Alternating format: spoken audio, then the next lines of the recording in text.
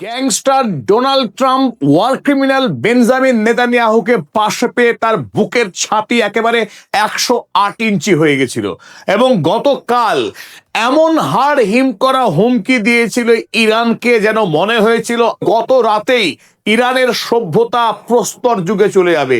সেই মোতাবেকই Donald Trump ঝুড়ি ঝুড়ি বোমা তিনি এক জায়গায় গুছিয়েছিলেন, হুমকি দিয়েছিলেন ইরানের সমস্ত এনার্জি সেক্টরকে ধ্বংস করবেন এবং ইরানের যত পরমাণু কেন্দ্র আছে 1 সপ্তাহ নয়, 1.5 সপ্তাহ নয়, 2 সপ্তাহ ব্যাপী টানা আকাশ থেকে বোমা বর্ষণ করবেন এবং ইরানকে ধ্বংস করবেন।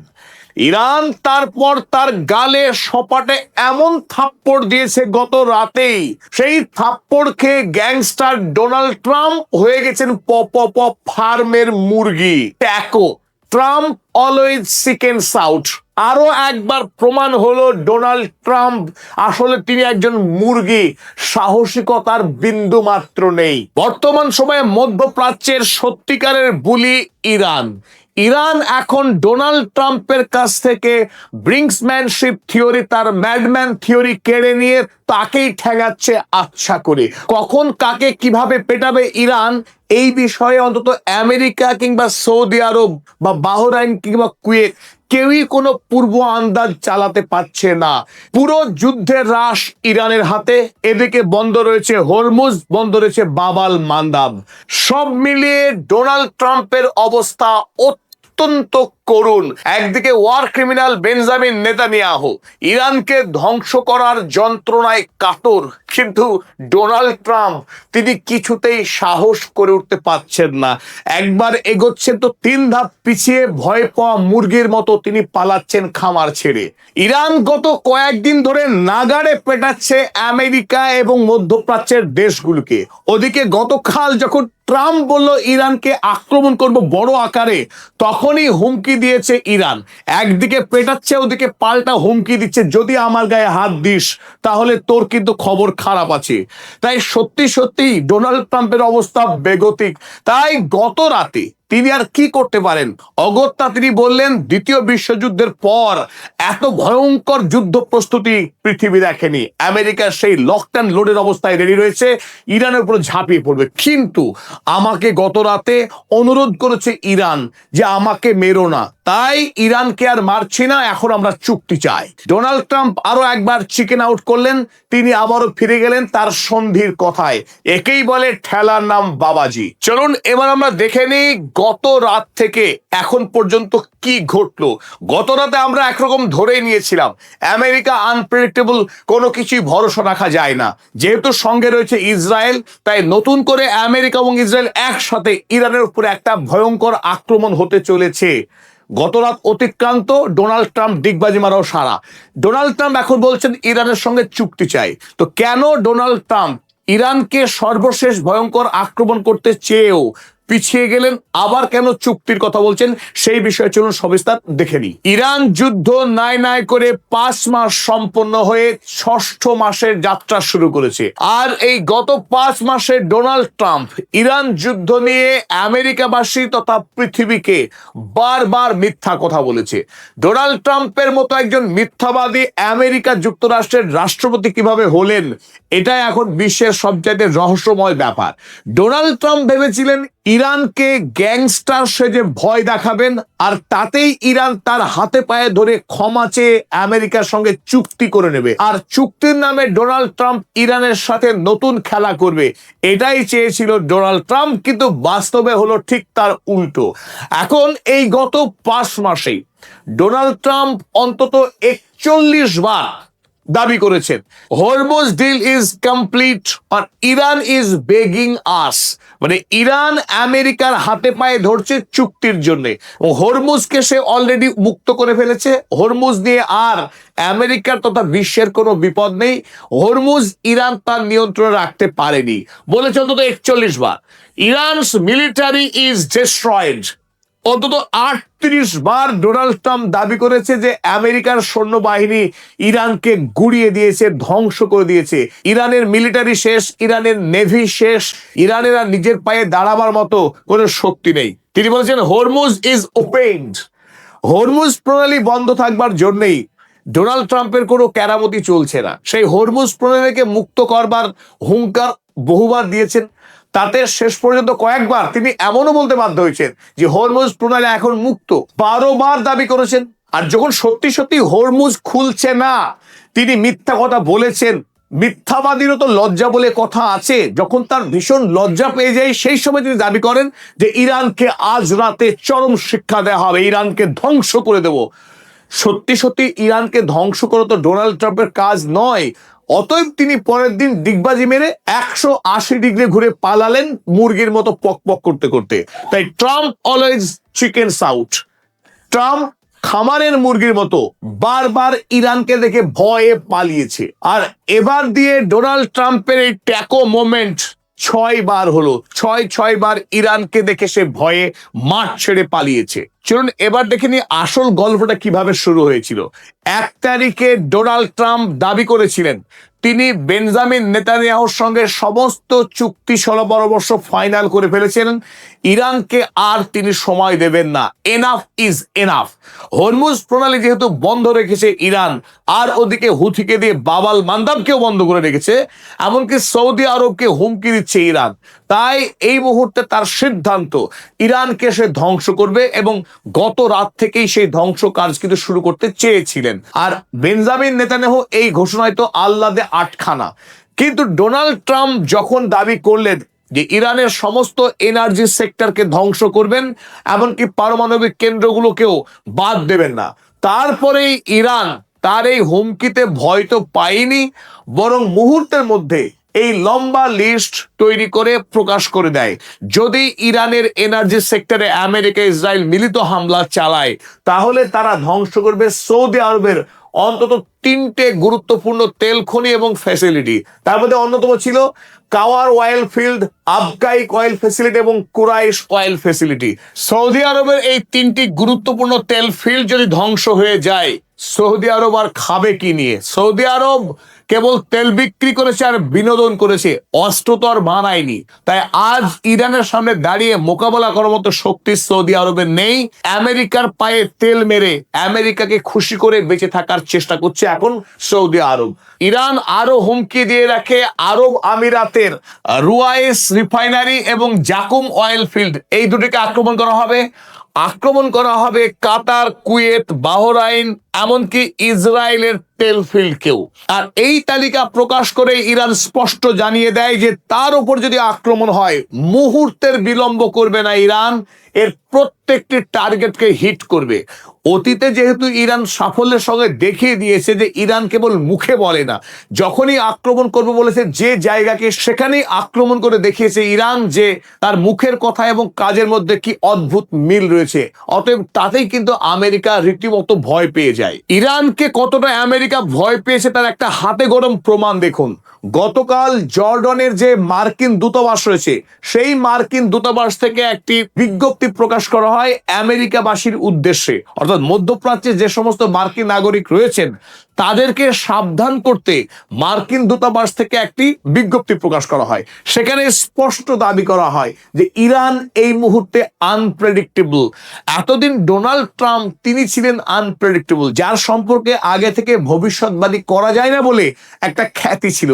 আর এখন সেই জায়গা দখল করেছে ইরান। মার্কিন প্রশাসন সরাসরি দাবি করছে যে এখন আপনারা মধ্যপ্রাচ্যে অকারণে থাকবেন না, সম্ভব হলে মধ্যপ্রাচ্য ছেড়ে দেশে পালিয়ে যান। কারণ ইরান কখন কি করে দেয় সেই ব্যাপারে আগে থেকে কিচ্ছু অনুমান করা সম্ভব নয়। তাই দেখুন সেই লেখাটি, Americans in the Middle East should exercise caution and heightened vigilance. Amman দূতাবাসের পক্ষে জানানো হচ্ছে মধ্যপ্রাচ্যে যে সমস্ত মার্কিন নাগরিক যারা আছেন তারা অত্যন্ত সাবধানতা অবলম্বন করবেন এবং কঠোর দৃষ্টি রাখবেন। And should be prepared for, তাদের প্রস্তুত থাকতে হবে কি কি জন্য? ফ্লাইট ক্যান্সেলেশন, যে কোনো সময় বিমান পরিষেবা বন্ধ হতে পারে, পিরিয়ডিক এয়ারস্পেস ক্লোজার, যে কোনো সময়ে এয়ারপোর্ট বন্ধ হতে পারে অ্যান্ড পটেনশিয়াল ট্রাভেল ডিসরাপশনস, এবং যে কোনো সময়ে বিমান যাতায়াতে বিঘ্ন ঘটতে পারে। একথা যেমন জানানো হলো, পাশাপাশি আরো বলা হলো the situation in the middle east remains fluid.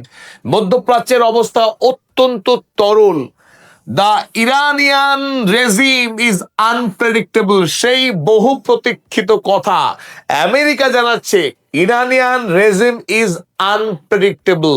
ইরানকে পূর্বেই অনুমান করা সম্ভব নয় কি করতে পারে Iran, as seen by its recent decisions to attack areas in the region without warning or provocations।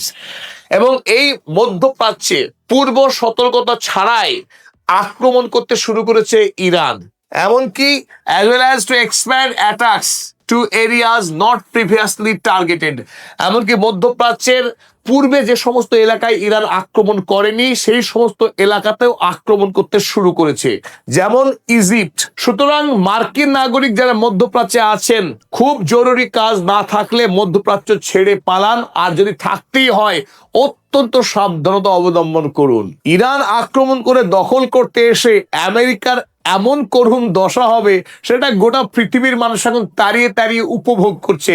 দেখো হে মার্কিন নাগরিক, তোমাদের এত অহংকার, তোমরা নাকি কত শক্তিশালী, গোটা পৃথিবীকে তোমরা মুঠোর মধ্যে রেখে দাও, সেই তোমরা এখন ইরানের ভয়ে এত থরথর করে কাঁপছো। আর ঠিক যেমন মার্কিন দূতাবাস দাবি করেছে ইরান আনপ্রেডিক্টেবল, ঠিক তাই ঘটছে। একদিকে ইরান মধ্যপ্রাচ্যে লাগাতার আক্রমণ করছে, গতকাল রাতেও আক্রমণ চালিয়েছে কুয়েতের বুবিয়ান আইল্যান্ডের কমার্শিয়াল এলাকায়, আক্রমণ চালিয়েছে ইরবিল, ইরাকের সেই কুর্দিস্তানে গতকাল রাতে একটা বিরাট বড় আক্রমণ চালিয়েছে।